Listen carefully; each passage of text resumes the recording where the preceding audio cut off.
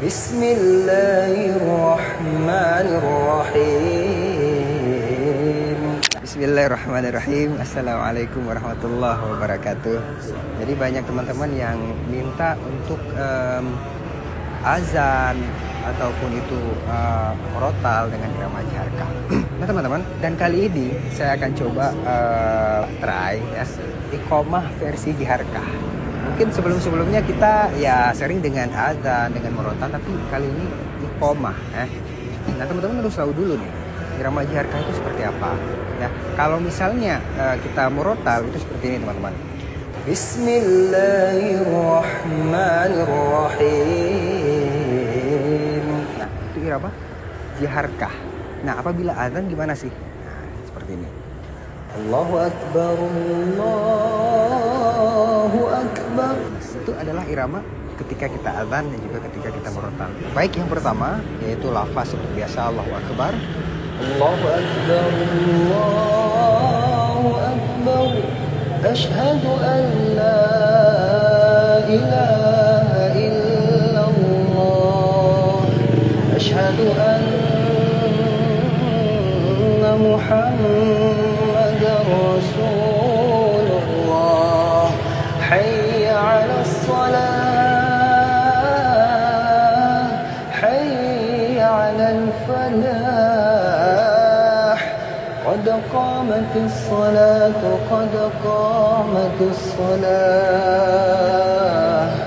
Allahu Akbar, Allahu Akbar. La ilaha illallah.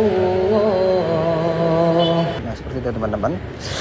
Jadi kita akan coba satu persatu. Yang pertama kalimat Allahu Akbar. Itu sama aja seperti azan, tapi di sini agak lebih cepat. Jadi dia agak lebih cepat daripada azan. Kalau azan mungkin agak sedikit lambat. Nah, dan iqomah ini durasinya lebih cepat. Allahu Akbar, Allahu Akbar. Asyhadu an la ilaha illallah. Kemudian asyhadu anna Muhammad Rasulullah. Asyhadu anna Muhammadar Rasulullah. Selanjutnya, jadi kan kalau iqomah cukup sekali saja. Hayya 'alas salah. Kemudian hayya 'alal falah. Kemudian kalau di azan kan nggak ada kalimat qad qamatis shalah. Nah, di iqomah ditambahkan qad qamatis shalah. Qad qamatis shalah. Apabila disambung qad qamatis salatu, qad qamatis shalah. Allahu Akbar, Allahu Akbar. La ilaha illallah.